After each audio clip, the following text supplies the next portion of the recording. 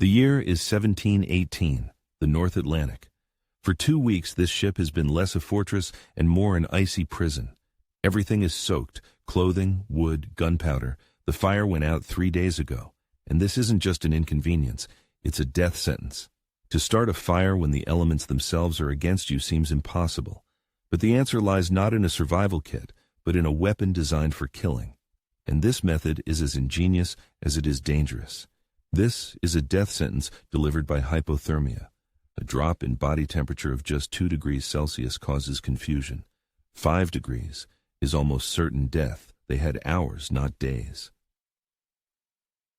Fire wasn't a luxury. It was a machine for survival. Warmth, to keep from freezing to death. Hot food, to provide calories and preserve sanity. Clean water, by melting ice and killing germs. Hot tar, to seal leaks in the hull. Fire wasn't the ship's engine, it was its immune system. It killed microbes in the water, digested food, and healed wounds in the hull. And now, that system was shut down, leaving the ship defenseless against the infection of the elements. But the main enemy wasn't the storm outside, but the dampness within. Salt water had soaked every splinter, turning the wood into a wet sponge. The gunpowder in the barrels had become a useless, damp sludge. Clothing wouldn't dry, instead freezing solid right on their bodies. Chemistry made the problem worse. The salt in seawater is hygroscopic. It actively pulls moisture from the air. The wood wasn't just wet, it had become a pump, drawing water directly from the atmosphere. The same was happening to the saltpeter in the pet. Gunpowder, turning a formidable weapon into clumps of mud. In the next few minutes, we will break down why all standard methods were doomed. Then, we'll dissect the anatomy of a simple pirate pistol to understand where the key to salvation was hidden. Finally, we will witness the shot that doesn't take a life, but gives it, and understand the physics of this small miracle. We will journey from the macro problem of a frozen ocean to the microscopic miracle occurring on a metal plate the size of a fingernail. We'll break open this 18th century mechanism to understand an eternal law of survival. The scrape of metal on stone. In the dim light, a shower of sparks is struck. They exist. They are real. But each one, falling onto the damp tinder, dies instantly. It hisses and vanishes. To catch this fleeting life, the tinder, a piece of charred cloth, must be perfectly dry. And the last dry piece was washed away by a wave days ago. A spark from a flint and steel is a hot but microscopic particle with minimal thermal mass. Trying to light damp tinder with it is like trying to melt an iceberg by throwing a single burning match at it. All the energy is instantly consumed by evaporating a drop of water, and the spark dies. But they had tons of gunpowder. One of the sailors scoops some from a barrel and finds only damp, clumped paste. Even if they had found dry powder, igniting a handful would have been suicide. It would flash, not burn. They needed a smoldering ember, not an explosion. Using a handful of gunpowder to start a fire is like using a rocket engine to light a cigarette. You'll get a flash, but it won't produce a stable flame. It will just singe your eyebrows and possibly blow everything up. They needed controlled smoldering, not deflagration. Now freeze for a second. You are on this ship. You only have what's in your pockets right now. A phone, keys, a wallet. What would you use? Most of us wouldn't even consider what the old bosun did.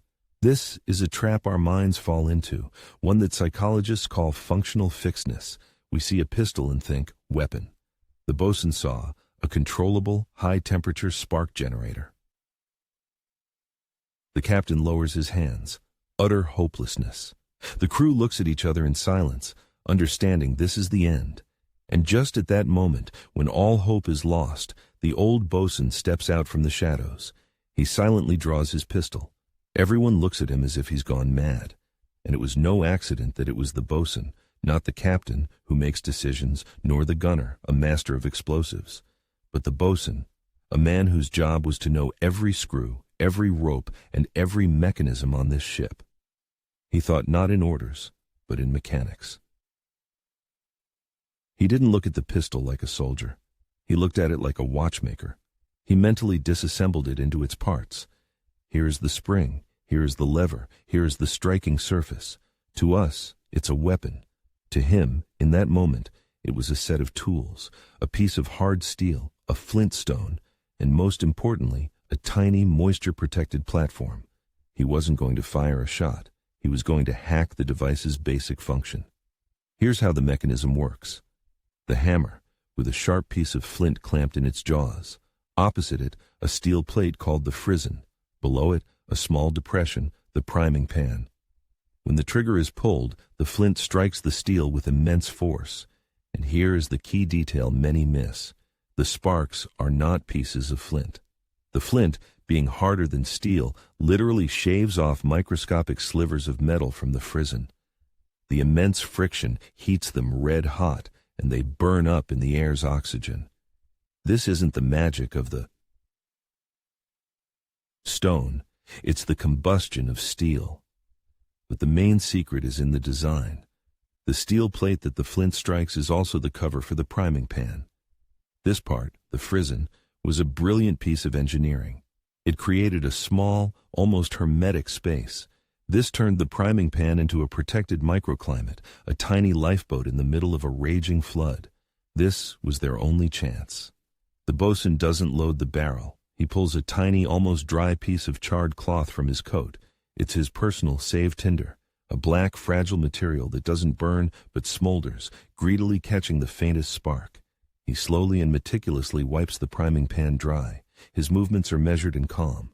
The boatswain isn't preparing for a shot, but for a surgical operation to transplant fire. And here is the main trick. He doesn't pour gunpowder. He places that tiny, precious piece of tinder on the metal pan. He transforms the priming pan from an igniter into a nest for a future ember. It's like using a car's starter not to turn over the engine, but to light a cigarette directly from its spark. He bypassed the system's primary loud function to harness its original energy source.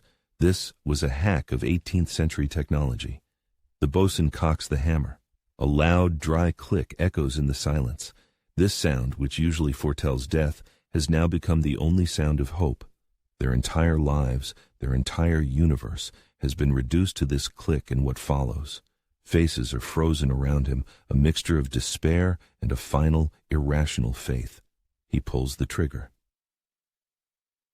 The flint bites into the steel. A shower of glowing orange sparks flies down directly onto the black, lifeless wad of cloth. A second of silence, and then a tiny red dot appears on the cloth. It doesn't go out. It slowly spreads. These sparks burn at over 800 degrees Celsius. For wet wood, this is nothing. But for the charred cloth waiting for its moment, it is everything.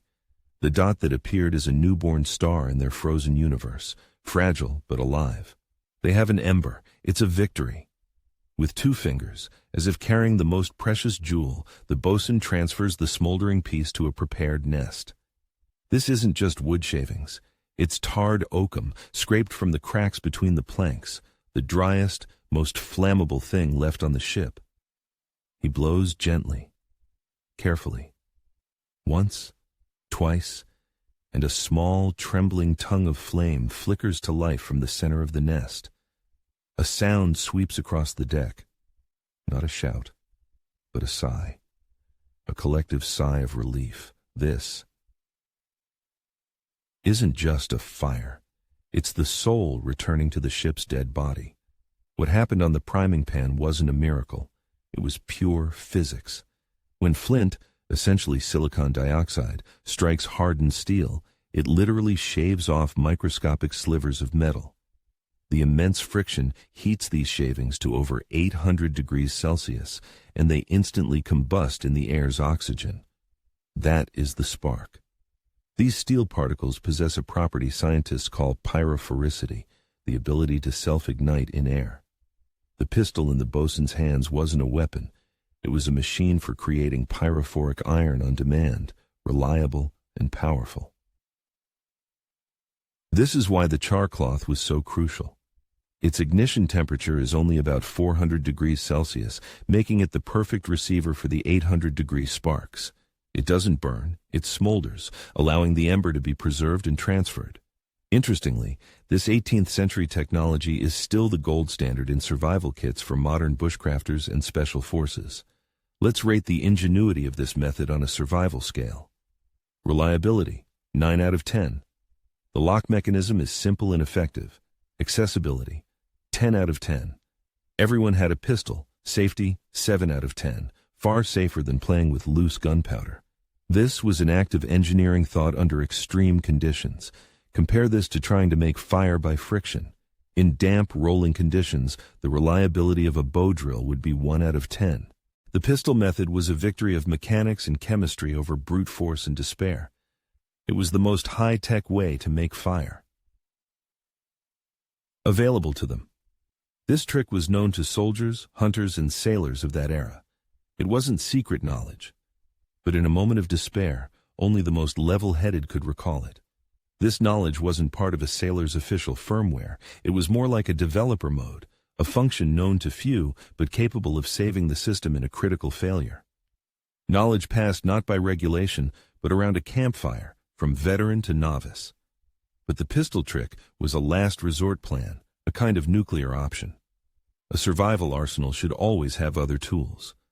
Let's look inside their bag of tricks. They had portable fire. A piece of tarred rope, a slow match, could smolder for hours. It was kept in sealed metal or horn tubes, protected from moisture. This device was called a tinder box. The slow match itself, often treated with saltpeter for even smoldering, was essentially their power bank for fire. They would charge it from a fire when possible and discharge it when a fire was needed urgently. On rare sunny days, optics came into play. The lens from the captain's spyglass was a workable tool, but it required patience and a clear sky, a luxury the crew did not have in a storm. The idea of a lens made from ice, though popular in books, is nearly impossible in practice. Finding fresh ice at sea is difficult, and saltwater ice is opaque. It's more of a beautiful legend than a real pirate life hack. Now, let's look at this through the eyes of the ship's carpenter. To him, a pistol isn't a weapon, but a set of properties. Steel can be used as a striker, the butt as a hammer, the ramrod as a lever. Pirates survived because they didn't see an object, but the possibilities it offered. This approach is taught today in elite military survival schools like SARE.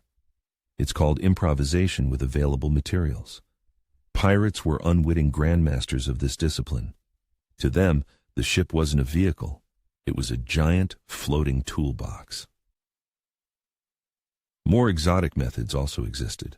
For example, the reaction of potassium permanganate and glycerin causes spontaneous combustion. While this seems fantastic, the only person who might have had these substances was the ship's surgeon. Potassium permanganate was used as an antiseptic and glycerin as a base for tinctures, so a theoretical chance for a chemical fire existed, albeit an incredibly slim one. So what lesson can we take from this sinking ship into our own lives, where fire is made with the click of a lighter? It's not about the fire, it's about the mindset. Let's open the skull of this survival genius and turn his intuitive impulse into a clear algorithm. Here is the bosun's protocol, a 3-step process for solving unsolvable problems, whether it's a failed project or a personal crisis. First step, stop seeing an object for its name. Your smartphone isn't a phone. It's a flashlight, a piece of glass, a battery, a source of information. Mentally break down any tool into its basic functions. The bosun saw the pistol not as a killer, but as a generator of hot sparks. This isn't just a life hack. It's thinking on the level of Leonardo da Vinci. He looked at a bird and saw not a bird, but a system of levers, aerodynamic surfaces, and a living engine. This method of decomposition is the key to all innovation. Second step, find the real problem. Their problem wasn't no fire, but nothing to catch the spark. By narrowing the problem down to its absolute minimum, they found the solution. Create a protected microenvironment in the priming pan. Don't solve the global problem. Find and solve its weakest link. In the corporate world, this is called root cause analysis, or Toyota's 5 whys method. The bosun intuitively applied this principle. Why is there no fire? Because the tinder is wet. Why is it wet? Because there's moisture everywhere. He got to the root of the problem and solved that specific issue.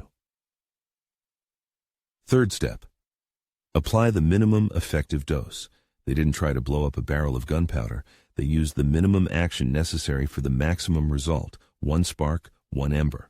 In any crisis, look not for the most powerful solution, but the most precise and safest one. In military affairs, this is called economy of force. The boatswain didn't use brute force. He delivered a precise surgical strike on the problem. And finally, the main question. What impressed you more, the pirate's technical ingenuity or his unbreakable will to live in a moment of complete despair? Write just one word in the comments, ingenuity or will. What was the deciding factor, the brilliant hardware in his hands or the unyielding software in his head? We're waiting for your opinion below.